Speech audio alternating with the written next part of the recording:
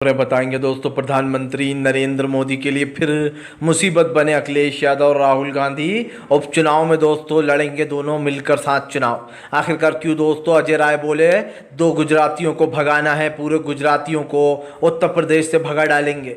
क्यों आखिरकार दोस्तों? राहुल गांधी के एक दाव से बीजेपी हुई चित। जी हाँ, आपको बताते चलें, चंद्रबाबू नायडू और नीतीश को लेकर बीजेपी अलर्ट। चंद्रबाबू को नीतीश ने घुमाया फोन। और कैसे दोस्तों भारतीय जनता पार्टी की मुश्किलें बढ़ने वाली हैं। उधर नरेंद्र मोदी दोस्तों जो चाहते थे उन्हें मिल गया। भाई विदेश घूमने का बड़ा शौक है नरेंद्र मोदी, इटली में गए हुए हैं। बताएंगे क्या है ये पूरा मामला। तो तमाम मुद्दों पर होगी बात, लेकिन उससे पहले अगर आपने अब तक हमारे चैनल को सब्सक्राइब नहीं किया है जल्दी से कर लीजिए। पास में एक घंटी आएगी, इसको भी दबाइए ताकि हर वीडियो की अपडेट आपको मिल पाए। दरअसल दोस्तों आपको बताते चले, प्रधानमंत्री नरेंद्र मोदी के लिए फिर मुसीबत बने यूपी के दो लड़के राहुल गांधी और अखिलेश यादव। जी हाँ दोस्तों, आपको बताते चले बहुत जल्दी उपचुनाव होने वाला है। और इस उपचुनाव में दोस्तों जो है तेजस्वी यादव अपना पूरा अखिलेश यादव और राहुल गांधी अपना पूरा इंतजाम कर चुके हैं। दरअसल राहुल गांधी ने ऐलान कर दिया है कि उत्तर प्रदेश में उपचुनाव भी मिलकर लड़ेगी समाजवादी पार्टी और जो है दोस्तों कांग्रेस। आपको बताते चले दोस्तों, पिछली बार भी घोसी की सीट पर जब कांग्रेस ने मदद की थी सपा की, तो कांग्रेस और ख़ास कर जो एसपी थी वो जीत गई थी, क्योंकि समाजवादी पार्टी जीत गई थी क्योंकि कांग्रेस ने वहाँ पर मदद की थी। एक बार फिर से इतिहास दोहराया भी। अब जिस तरीके से इतनी बड़ी जीत मिली है लोकसभा में, उसी को मद्देनज़र रखते हुए कांग्रेस और सपा ने ये फैसला किया है कि फिलहाल उपचुनाव मिलकर वो साथ में लड़ने वाले हैं। आपको बताते चले दोस्तों, इस बार उत्तर प्रदेश में कोई कसर नहीं छोड़ रहा इंडिया गठबंधन। एक तारीफ ये भी करना पड़ेगी कि अजय राय की किस्मत कहें या फिर अजय राय का आना कहें, अजय राय के आने के बाद से दोस्तों कांग्रेस को एक नई दिशा भी मिली है उत्तर प्रदेश में, क्योंकि अजय राय भी कहीं ना कहीं हिंदुत्व का चेहरा माने जाते हैं, इसलिए वो बीजेपी पर भारी भी पड़ते हैं। हमने देखा नरेंद्र मोदी बड़ी मुश्किल से अजय राय से 1 लाख वोटों से जीते, वरना अजय राय टक्कर दे रहे थे नरेंद्र मोदी को सीट पर। आपको बताते चले दोस्तों, फिलहाल भारतीय जनता पार्टी में मचा कोहराम। ममता बनर्जी बोली बीजेपी के 3 नेता होंगे टीएमसी में शामिल, बीजेपी में मच गया हड़कंप। दरअसल दोस्तों बीजेपी के 3 लोग शामिल होने वाले हैं, किसमें? टीएमसी में। और दोस्तों आप अच्छे से जानते हैं कि वो टीएमसी के सामने जितनी भी सीटें थी बीजेपी हार गई है, लेकिन जो 1-2 लोग कैंडिडेट जीते हुए हैं अब उनकी भी दोस्तों विधायकी खतरे में जाने वाली है, क्योंकि साफ दिखाई दे रहा है कि ममता बनर्जी दोस्तों इस बार किसी को नहीं छोड़ रही हैं, टीएमसी चुन चुन कर मार रही है। अब जब से बीजेपी को पता चला है कि फिलहाल बीजेपी के 3 लोग ममता बनर्जी के संपर्क में हैं और टीएमसी में शामिल होने वाले हैं, तब से दोस्तों बीजेपी की मुश्किलें बढ़ गई हैं। पहले ही 2 निर्दलीय दोस्तों कांग्रेस को अपना समर्थन दे चुके हैं। उधर भारतीय जनता पार्टी की मुश्किल ये है कि नरेंद्र मोदी की जो सरकार है वो 6 महीने वो जो है चल भी पाएगी 5 साल के लिए या नहीं चल पाएगी। क्योंकि अगर एक तरीके से देखा जाए दोस्तों तो ये सरकार सिर्फ और सिर्फ कैसे बनाई गई है दोस्तों? ये सरकार लोगों को डरा धमका कर अपने साथ लेकर बनाई गई है। चंद्रबाबू नायडू और नीतीश को पता नहीं कौन सी गोली दी है, ये तो वही जानते हैं, लेकिन मैं एक चीज़ ज़रूर जानता हूँ, ये सरकार ज़्यादा दिन तक टिकने वाली नहीं है। क्योंकि दोस्तों इस बार नरेंद्र मोदी के पास ना पावर है ना पावर हाउस। इस बार दोस्तों पावर इंडिया गठबंधन के पास है, वो विपक्ष में होकर भी दोस्तों बहुत मजबूत है। इसलिए तो विपक्ष आज इतना खुश है, भले ही वो सत्ता में ना आ पाया हो, लेकिन उसको पता है दोस्तों कि कल उसको सत्ता में आना ही आना है। क्योंकि पहली बात तो ये कि 5 साल ये सरकार चलने वाली है नहीं किसी भी हाल में, और अगर बाई चांस चल भी जाती है तो 5 साल बाद दोस्तों बीजेपी दोबारा सत्ता में आने वाली है नहीं, क्योंकि इस बार तो 150 भी पार नहीं कर पाएगी बीजेपी।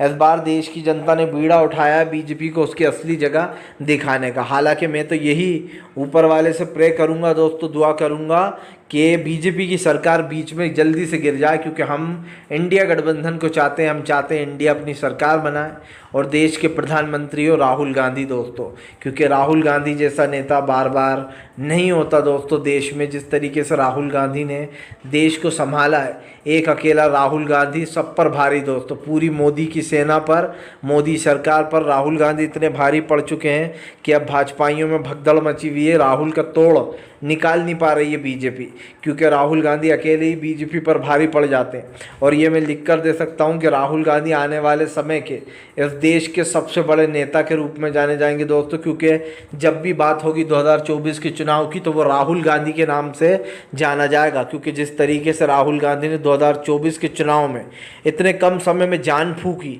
और इस तरीके से रैलियां करना अखिलेश और राहुल का ये काबिल तारीफ़ था। नसीरुद्दीन शाह ने बखूब कहा कि फ़िलहाल 2024 का चुनाव राहुल गांधी के नाम से जाना जाएगा जब जब 2024 का जिक्र होगा। आपको बताते चले दोस्तों, फ़िलहाल भारतीय जनता पार्टी का 400 का नारा कहाँ गया, अखिलेश ने ली बीजेपी की चुटकी।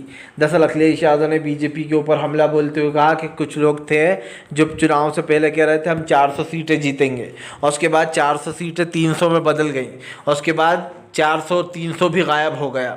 अखिलेश यादव ने कहा कि अब बीजेपी का मिजाज कैसा है। अखिलेश ने कहा कि सरकार, ये कोई सरकार बनी नहीं है, जुड़ी तुड़ी सरकार है और इसको हम सरकार नहीं कह सकते। अखिलेश ने कहा कि इन्होंने सरकार कैसे ही बनाई हो, लेकिन ये सरकार ज़्यादा दिन तक चलने वाली नहीं है, ये बात तो साफ़ हो चुकी है।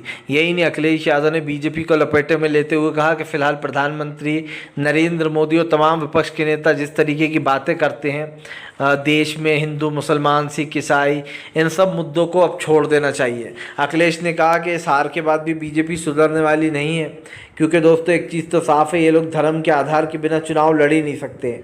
आपने देखा ही था पहले चुनाव चरण में बीजेपी ने अपने विकास गिनाने की कोशिश की, लेकिन जनता ने उन्हें नज़रअंदाज कर दिया। यही कारण है जो अब नरेंद्र मोदी को डर लगने लगा है। अब नरेंद्र मोदी सोच रहा है अब तो दोनों ही मुद्दे पिट गए, अब तो ना हिंदुत्व का मुद्दा चल रहा है, क्या करूं मैं। अब नरेंद्र मोदी सोच रहा है कि ना विकास हम बताते हैं तो जनता हमें वोट नहीं देती है, हिंदुत्व का मुद्दा उठा रहा है तो अब की बार इतना बुरा फेल हो गया, अब क्या किया जाए। अब की बार एक मैंने चालबाजी ये भी देखी कि विपक्ष ने हिंदुत्व की बात ही नहीं की। बीजेपी बहुत हिंदुत्व करती रही, उसने कुछ मुद्दे उठाने की कोशिश की, लेकिन अब जनता इतनी चालाक हो चुकी है, ख़ास करके जो माइनॉरिटी में मुस्लिम हैं दोस्तों, जानबूझ के कुछ ऐसी चीज़ें की गई लेकिन मुस्लिमों ने उस पर रिएक्शन ही नहीं किया। मतलब कि यूसीसी बिल लाए, इन्होंने कोशिश की कि मुस्लिम सड़कों पर निकले और हंगामा करें ताकि दोस्तों बीजेपी को एक मुद्दा मिल जाए हिंदू मुसलमान करने का 2024 के चुनाव में, लेकिन अल्पसंख्यक और मुस्लिम भाइयों ने बाहर ही नहीं निकले, कोई हंगामा नहीं किया, और मैं तारीफ़ करता हूँ उनकी। दूसरा मुद्दा बीजेपी लेकर आ गई CAA का, उसने लागू कर दिया और उसके बाद उसने सोचा कि अब बड़ा हंगामा होगा, लेकिन दोस्तों कोई मुस्लिम घर से बाहर नहीं निकला, और इसके लिए भी तारीफ़ करनी चाहिए, क्योंकि दोस्तों ये बीजेपी की करारी हार है, जो वो चाहती है वो नहीं हो पाना।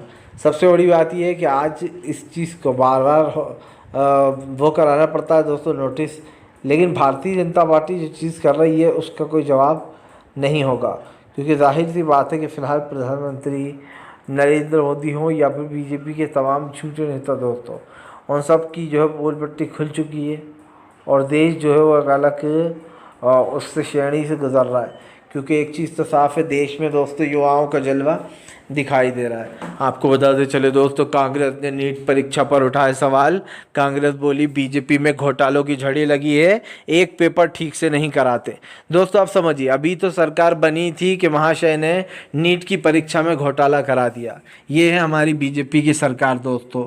युवा पढ़ाई लिखाई करते हैं, पेपर देने जाते हैं, बाद में हमें इतनी मेहनत करके पेपर देने के बाद हम लोगों को पता चलता है दोस्तों कि पेपर लीक हो चुका है।